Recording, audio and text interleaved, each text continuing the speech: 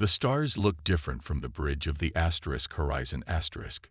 Captain Eric Morgan stood with his hands clasped behind his back, watching as Earth grew smaller in the view screen. The blue marble that had been humanity's only home for thousands of years was now just one point of light among many. "Fold drive charging at 95%, said Lieutenant Maria Kelly from her station. "Ready for jump in 30 seconds. Eric nodded. His heart raced, but his face remained calm. This moment would change human history forever. The fold drive, Dr. Alan Foster's miracle of science, would take them farther than any human had ever traveled before. "All crew, secure for fold jump," Eric announced over the ship's comm. "This is what we trained for, people." The asterisk horizon asterisk shuddered as the fold drive engaged. Space bent around them. Stars stretched into lines. And then, darkness. For 3 seconds that felt like forever, there was nothing. Then the stars reappeared, but in a pattern no human eyes had ever seen before. "We did it," whispered Dr. Lisa Blackwell, the ship's science officer. "We're in the Epsilon Eridani system." Cheers erupted across the bridge. Humanity had achieved faster-than-light travel. The year was 2157, and the greatest adventure in human history had begun. The celebration lasted until their sensors detected the massive ships approaching. "Unknown vessels," reported Security Chief Greg Wilson. "3 of them. Each one is approximately 12 times our size." Eric swallowed hard. "Open all communication channels. Standard greeting package." The response came faster than anyone expected. The main screen flickered, revealing a being with purple-tinted skin, large black eyes, and a mouth that seemed too wide for its face. "Greetings, humans," it said in perfect English. "Welcome to the space of the Galactic Confederation." Within hours, the asterisk horizon asterisk was escorted to a massive space station. Eric and his senior officers stepped onto alien soil for the first time. They were led to a grand chamber where representatives of 27 different species waited. The central figure, an elegant being named High Counselor Zix, studied them with 6 eyes. "You have achieved fold space travel much earlier than we predicted," Zix said. "Impressive for such a young and physically limited species." Dr. Blackwell frowned. "Limited?" A large, rocky-skinned alien laughed. "Your bodies are soft. No natural armor, weak muscles, poor senses. It's remarkable you've survived this long." Eric felt his face grow hot, but he kept his voice steady. "We've done well enough to reach the stars." "Indeed," Zix said, "and now you will join us. The Confederation offers Earth Protectorate status. We will guide your development, protect you from the dangers of the galaxy." "Protectorate?" Eric asked. "Not full membership," a thin, tall alien with shimmering blue skin explained. "Full members must meet certain criteria. Multiple colonized worlds, advanced technology, military capability. Humans have none of these." The terms became clear over the next few days. Earth could join the Confederation, but with no voting rights. Humans would be allowed to travel and work in Confederation space, but under strict rules. Earth could not expand beyond its solar system without permission. Human military development would be limited and monitored. "This is the best offer you will receive," Zix explained. "Many species wait centuries for this opportunity." In a private meeting, Lisa Blackwell slammed her fist on the table. "They see us as children, as pets." Eric sighed. "We don't have a choice, Lisa. The Confederation has technology we can't even understand yet. If they decided we were a threat, so we just accept being second-class citizens of the galaxy." "For now," Eric said, his eyes hardening. "We learn. We adapt. It's what humans do best." Unknown to the humans, a special session of the Confederation Council was being held. "These humans are physically unimpressive," said one counselor. "But their adaptability is concerning," said another. "They mastered fold space technology in half the time of any other species." Zix nodded slowly. "Monitor them closely. Very closely indeed. 5 years had passed since first contact. Now, thousands of humans worked throughout Confederation space. Most did simple jobs that the aliens thought were beneath them. Jack Collins was one of these humans. Jack wiped sweat from his forehead as he crawled through the narrow maintenance tunnel of Research Station Gamma 9. The station's power systems were acting up again, and as usual, they sent the human to fix it. "Collins, are you done yet?" The voice of Chief Engineer Vrek crackled through his earpiece. Vrek was a Meridian, with 6 arms and skin like blue steel. He never missed a chance to remind Jack of human inadequacy. "Almost there, sir," Jack replied. "I'm seeing some unusual power fluctuations in Sector 7. Impossible. The system was designed by Tellarite engineers. There are no fluctuations." Jack bit his tongue. For 3 weeks, he had noticed a pattern in the energy readings that didn't make sense. The power surges were getting stronger and more frequent, but no one would listen to him. "Human eyes must be deceiving you," Vrek had said when Jack first reported it. "Perhaps you should stick to cleaning the conduits." Jack reached the main junction box and connected his tablet. The numbers confirmed his fears. The station's core was building to a critical failure. He called Vrek again. "Sir, the core is showing signs of imminent overload. We need to shut down and run diagnostics." Laughter came through the comm. "Collins, do you know how many years I've managed power systems? The core is Confederation technology. It cannot fail." Jack pulled up the historical data he had been secretly gathering. "Sir, with respect, look at this pattern. Every 12 hours, the power spikes by 3%. It's been happening for weeks, and now we're at dangerous levels." "Enough," Vrek snapped. "Return to your quarters. I'll assign a proper engineer to check." Jack didn't move. He ran more calculations and felt his stomach drop. "There's no time. The core will reach critical failure in less than 30 minutes. He made a decision. Using his tablet, Jack sent an emergency message to the entire station. "Warning. Power core unstable. All personnel evacuate immediately." This is not a drill. Alarms began blaring. Jack heard Vrek cursing his name over the comm. He ignored it and raced toward the core. The evacuation was already underway when the first explosion rocked the station. Jack fought against the crowd of aliens rushing to the escape pods. He had an idea, a risky one. The core chamber was deserted when he arrived. Through the observation window, he could see the swirling energy mass growing more chaotic by the second. "Collins, what are you doing?" It was Dr. Neri, one of the few aliens who treated humans with respect. "The last pods are leaving. Someone needs to manually vent the plasma buildup," Jack explained, pulling up schematics on his tablet. "If I can route it through the auxiliary systems, I might be able to prevent a complete meltdown." "That's suicide. The radiation will give me about 10 minutes before it becomes lethal," Jack finished. "Enough time." Dr. Neri hesitated, then nodded. "I will inform the evacuation coordinator. Good luck, human." Jack entered the core chamber as the final evacuation call sounded. His hands flew over the controls, rerouting power, venting plasma in controlled bursts. Sweat soaked his uniform as radiation warnings flashed on his helmet display. When the last escape pod launched, Jack was still working. Pain spread through his body as radiation levels climbed. But the core was stabilizing.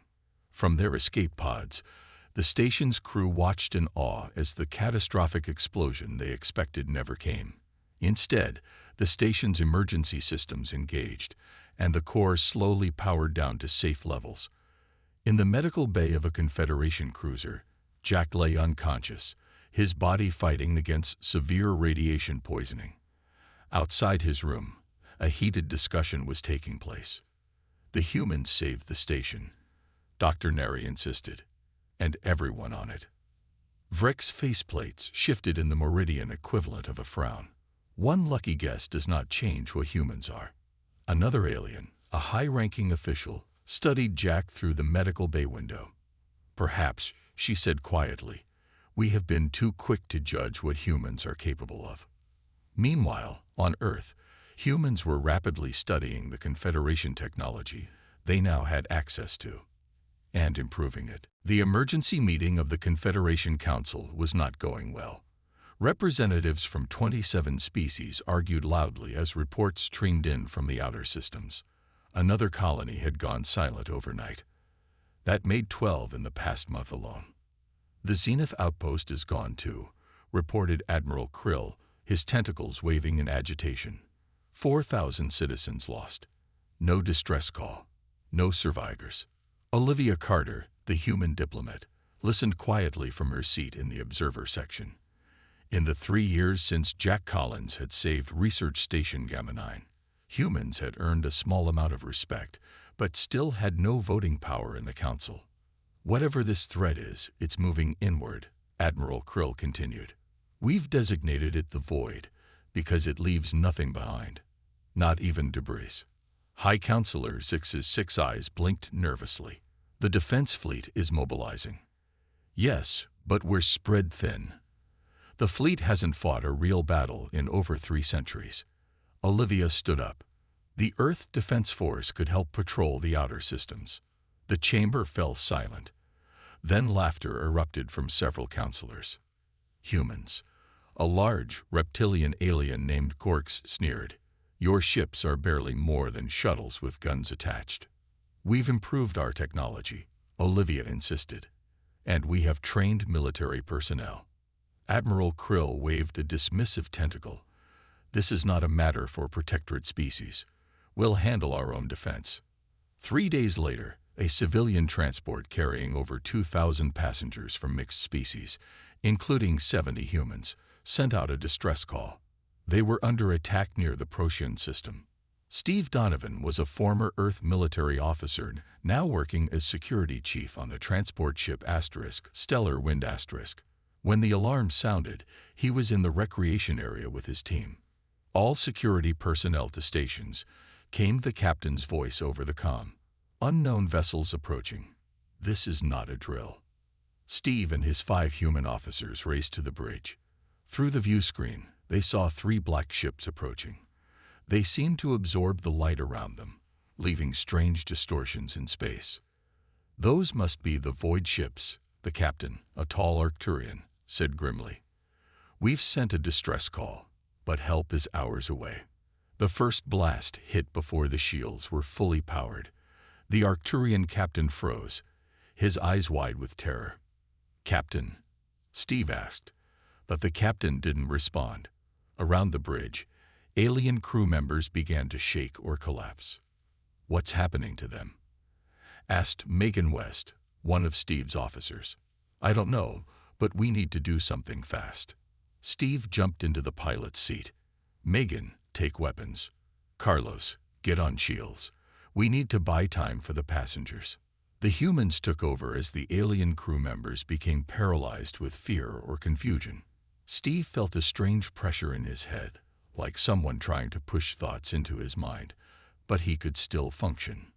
He maneuvered the transport behind a small moon, using it as cover. The evacuation pods can't outrun those ships, Carlos Rodriguez said from the shield station. Steve studied the sensor readings. Maybe they don't have to. Look at this energy pattern. The Void ships are putting out some kind of energy field. I think it's what's affecting the crew. An idea formed. Megan, target their central emitters. Carlos, divert all power to forward shields for 30 seconds. Steve piloted the transport directly at the Lid Void ship. At the last moment, Megan fired all weapons, and Steve pulled up, skimming the enemy vessel's surface. The explosion rocked the transport, but the Void ship's energy field flickered. It worked. Carlos shouted. The aliens are recovering. The Arcturian captain blinked, shaking off the effect. What? What happened? No time to explain. Steve said. We found a weakness, but we need to get the passengers to the escape pods now. As the battle continued, Steve activated the ship's recording systems, capturing data about the Void ship's capabilities and weaknesses. When Confederation reinforcements finally arrived, They found a damaged transport ship with most of its passengers safely evacuated. And they found something else. The first useful intelligence on how to fight the void. In an unprecedented move, the Confederation established a joint task force with humans to analyze the threat. The galaxy was changing, and humanity's role in it was about to change too. Dr. Nicole Ward hunched over her workbench in the underground lab on Mars. Dark circles under her eyes showed she hadn't slept in days.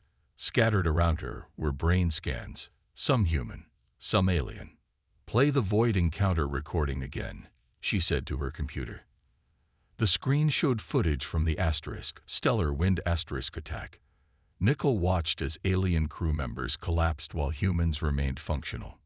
"Pause there," she ordered. "Enhance the neural scan data from both species."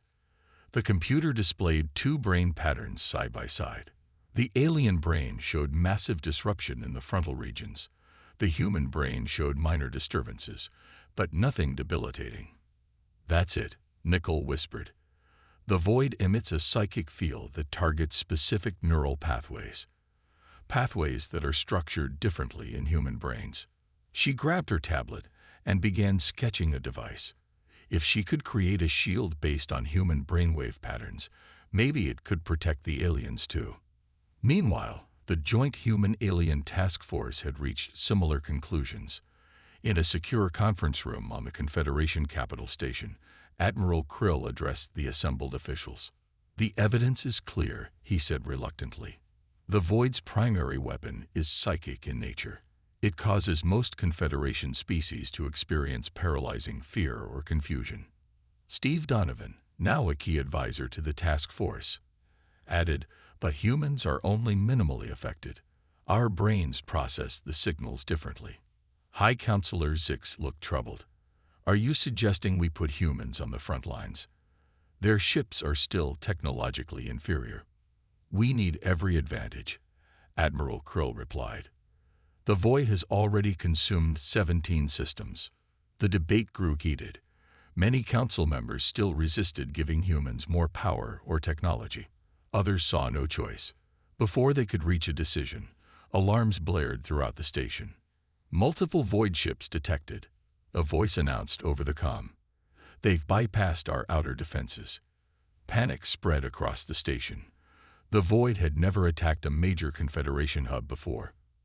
As thousands rushed to evacuation points, a small human merchant vessel docked at the station. Its captain, Rick Howard, had been delivering supplies when the attack began. "This is Captain Howard of the Earth, ship Venture *." He broadcast on all channels. "I'm coordinating civilian evacuation. All available ships, form up and prepare for escort duty." Rick's calm voice cut through the chaos. Using tactics from old Earth naval convoys, he organized the fleeing ships into groups. Larger vessels were positioned to shield smaller ones. Damaged ships paired with intact ones. When the Void vessels engage, Rick's plan made the difference. His small human crew, unaffected by the Void's psychic attacks, guided the convoy to safety while Confederation military ships struggled to function.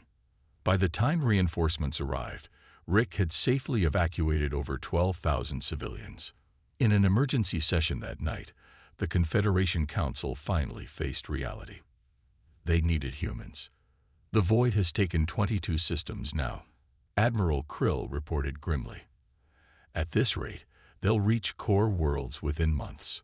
High Counselor Zix turned to the human representative. "What resources can Earth provide?" Olivia Carter smiled slightly. "More than you might expect, Counselor."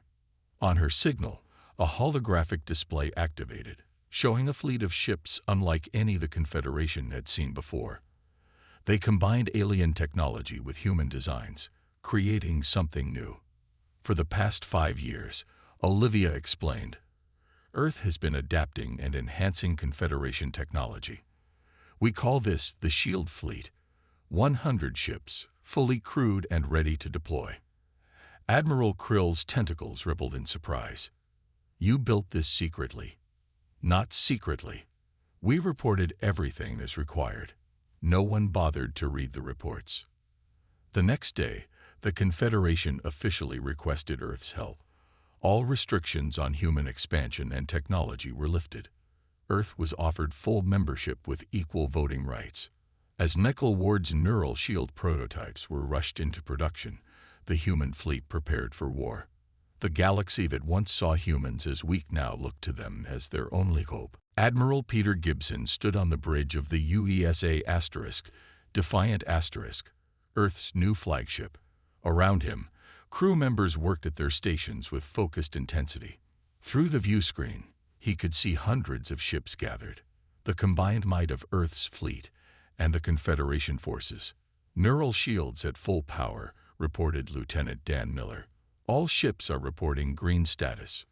Gibson nodded. Dr. Ward's invention had been mass-produced in record time. Every ship now carried the shields that would protect their crews from the Void's psychic attacks. "Open a channel to all ships," Gibson ordered. When the comm officer signaled ready, Gibson spoke clearly. "This is Admiral Gibson. Today we face an enemy that threatens all life in our galaxy. Human or alien, we stand together. Follow your assigned battle groups and remember your training. Good luck to us all." The fleet moved toward the tourist sector, where a massive void force had been detected. It would be the first major engagement of the war. Captain Laura Bennett commanded the Intrepid *, one of the smaller, faster human vessels. Her ship was assigned to Attack Group 7, tasked with flanking the enemy. "The void ships are holding position near the nebula," her science officer reported. "Count is approximately 300 vessels." Laura studied the tactical display. Standard Confederation doctrine called for direct engagement with overwhelming force. But something about the enemy formation troubled her. "They're too organized," she muttered. "Almost like they're waiting for us." She opened a channel to the other ships in her group. "This is Captain Bennett. I'm detecting unusual energy readings from inside the nebula. I recommend we alter our approach vector. The battle plan calls for us to attack from this direction," objected a Centauri commander. "And that's exactly what they're expecting," Laura replied. Human military history is full of examples where rigid adherence to battle plans led to disaster. After a brief debate, Attack Group 7 split into 3 smaller teams. Laura led her team on a wide arc that would bring them behind the Void fleet. When the main Confederation force engaged, the Void ships launched a devastating counterattack from the nebula, just as Laura had predicted. But they weren't prepared for her ships hitting them from behind. "Fire all weapons," Laura ordered as they closed on the enemy's vulnerable rear position. The battle raged for hours. The neural shields worked, allowing Confederation crews to function normally even under the Void's psychic assault. But the enemy was powerful and numerous. Laura's team used hit-and-run tactics, striking quickly and then retreating before the Void could respond in force. Other human captains began to adopt similar approaches, abandoning the rigid Confederation battle formations for more flexible strategies. "The Void ships are adapting," Laura observed as her tactical officer reported enemy vessels changing their formation. "They're learning our patterns." Without hesitation, she ordered her group to change tactics again. New approach, random attack vectors, varying weapons configurations. The human ability to improvise and change strategies quickly proved to be their greatest advantage. Where Confederation species had spent centuries perfecting single approaches to warfare, humans had always prepared for the unexpected. By the battle's end, the combined fleet had destroyed over 200 Void ships. It was the first major victory against the enemy. But it came at a terrible cost. 47 Confederation vessels were lost. 32 human ships would never return to Earth. In the aftermath, Laura visited the fleet hospital ship. Rows of injured humans filled the wards, many with severe wounds. They had placed themselves between Void weapons and alien allies, sometimes at the cost of their own lives. A tall Centauri officer approached her. It was the same commander who had objected to her change in battle plans. "I owe you an apology, Captain Bennett," the alien said softly. "And more than that, my gratitude. Your tactics saved my ship and crew." Laura nodded. "We're all in this together now." Across the ship, similar scenes played out as Confederation officers witnessed humans willingly sacrificing themselves to save alien lives.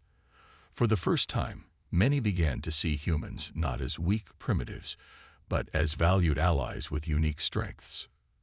The tide of the war was beginning to turn, but the Void was far from defeated. Dr. Lisa Blackwell hadn't slept in 3 days.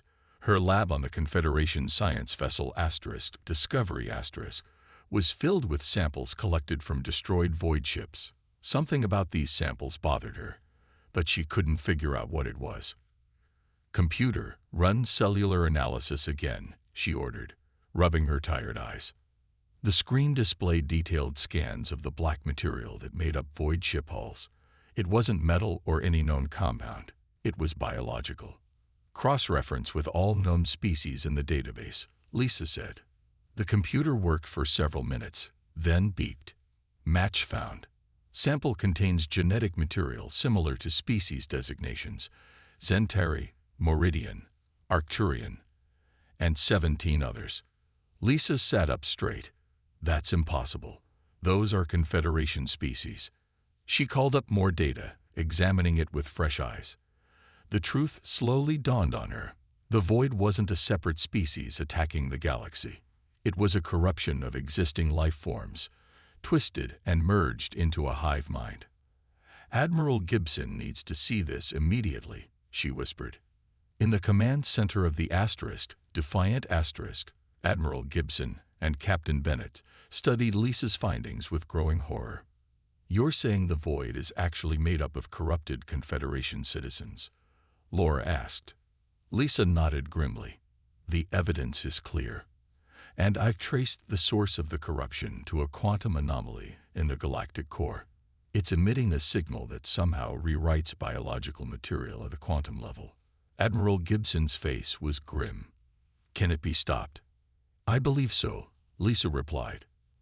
"Dr. Ward and I have been working on a quantum resonator that could neutralize the anomaly, but it would need to be activated at the source." "The galactic core," Laura said. "That's suicide. The psychic pressure there would be overwhelming, even with neural shields." Gibson studied the star charts. The galactic core was heavily guarded by Void forces, and the journey there would take any ship through the densest concentration of the enemy. "We need a plan," he said finally. "A small strike team with our fastest ship might be able to reach the core." Within hours, a volunteer team formed around Captain Bennett and Dr. Ward. The team included both humans and the few aliens who had come to respect humanity enough to work closely with them. The mission was clear: reach the quantum anomaly and deploy the resonator. What was left unspoken was that it was likely a one-way trip. 3 days later, the strike team departed aboard the Horizon named after the ship that had made first contact with the Confederation years before. It was the fastest vessel in the human fleet, equipped with enhanced stealth systems and the most powerful neural shields available. Their journey took them through regions of space now completely consumed by the Void. They witnessed the horror of entire worlds transformed, their populations absorbed into the collective. "It's getting worse," Dr. Ward reported as they approached the inner systems. "The neural shield is barely holding." Captain Bennett noticed that the alien members of the crew were showing signs of strain. The closer they got to the core, the more powerful the psychic pressure became. When they reached the midpoint of their journey, a Zentari officer collapsed, unable to function despite the shields. Hours later, a Moridian followed. One by one, all non-human crew members became incapacitated. "It's up to us now," Laura told the remaining human crew. "We're the only ones who can finish this mission." Deep in the ship's lab, Dr. Ward worked frantically to boost the resonator's power. The initial design wouldn't be strong enough to neutralize the anomaly completely. "Without more power, we'll only disrupt it temporarily," she explained to Laura. "The Void would eventually return." As they approached the core, the Horizon was detected by Void ships. The pursuit was immediate and relentless. "We can't outrun them much longer," the pilot warned. Laura made a difficult decision. Set course directly for the anomaly. Maximum speed. The Horizon I plunged toward the heart of the galaxy, toward a swirling mass of energy that pulsed with malevolent purpose, the last barrier between the galaxy and total corruption. And the last hope for salvation rested with the species the galaxy had once deemed too weak to matter. The Horizon I shook violently as another void blast struck its shields. Captain Laura Bennett gripped her command chair as warning lights flashed across the bridge. "Shields at 30%, reported the young officer at Tactical. "We can't take much more of this." Through the view screen, Laura could see the quantum anomaly. It looked like a tear in space itself, pulsing with dark energy. Around it swarmed dozens of void ships, trying to prevent the humans from reaching their target. "Engineering, I need more power to the engines," Laura ordered. "Captain," Dr. Ward's voice came over the comm. "The resonator is damaged. The targeting system is offline." Laura felt her heart sink. Without the targeting system, the resonator couldn't be aimed precisely at the anomaly. The entire mission was in jeopardy. "Can we fix it?" she asked. "Yes, but someone would need to manually calibrate it during activation," Dr. Ward replied. "They would be directly exposed to the anomaly's energy. It would be fatal." Laura closed her eyes briefly. Then she stood up. "I'll do it. Prepare the resonator for manual activation." Engineer Kevin Russell stepped forward. "Captain, I have a better understanding of the device. I should be the one to go." Before Laura could argue, the ship rocked with another hit. "Hull breach on Deck 3. Someone shouted. "We're out of time," Kevin said firmly. "The rest of the crew needs you to get them home." "I can do this." Laura saw the determination in his eyes and nodded. "The galaxy won't forget your sacrifice, Kevin." As Kevin headed to the resonator chamber, Laura ordered the remaining crew to prepare for emergency evacuation. "Once the resonator is active, we'll have minutes at most to clear the area." In the resonator chamber, Kevin worked quickly to modify the device. His hands moved with precision despite the ship's violent shaking. When he finished, he contacted the bridge. "Ready for deployment, Captain," he reported. "You need to get the ship at least 1 light minute away before activation." "Understood," Laura replied, her voice steady despite the emotion she felt. "Kevin, thank you." The Horizon I approached the anomaly at maximum speed. At the last possible moment, it ejected the resonator module with Kevin inside and veered away sharply. As the ship retreated, the crew watched on their screens as Kevin's small module floated directly toward the heart of the anomaly. Inside the module, Kevin felt a strange calm as he prepared the final activation sequence. The anomaly's energy washed over him, and he began to see visions. Glimpses of a future where humans and aliens worked together as equals. He saw new ships exploring beyond the galaxy, built with technology that combined the best of all species. "Worth it," he whispered as he pressed the activation control. The resonator fired a concentrated beam of quantum energy directly into the anomaly. For a moment, nothing happened. Then the anomaly began to pulse erratically. Throughout Confederation space, the effect was immediate. On countless worlds, void-corrupted beings suddenly stopped. The black color drained from their forms, revealing the original species beneath. The Horizon I barely escaped as the resonator unleashed its full power. The quantum anomaly collapsed in on itself, releasing a wave of energy that neutralized the void influence everywhere it touched. 1 year later, the Confederation held a ceremony unlike any in its history. Representatives from all species gathered on Earth, the first time the Confederation Council had ever met on a former protectorate world. High Counselor Zix stood before the assembled delegates. "Today we honor the memory of those who gave their lives to save us all. The humans, whom we once sought as weak, proved to be our greatest strength." Laura Bennett, now an admiral, watched as a memorial was unveiled. It listed the names of all who had died in the conflict, human and alien alike. Dr. Alan Foster, The creator of the full drive that had first taken humanity to the stars stood among the honored guests. Now an old man, he smiled as he watched young human and alien children playing together nearby. "The Bennett Doctrine is now the first law of our Confederation," announced Zix. "No species shall ever again be judged by their appearance, technology, or origin, but by their actions and character." As the ceremony ended, Foster watched a new generation of ships rise into the sky, vessels built jointly by humans and aliens. Humanity had found its place among the stars, no longer seen as the protected, but as the protectors. The galaxy that had once seen them as weak now looked to them as equals, as leaders, as saviors.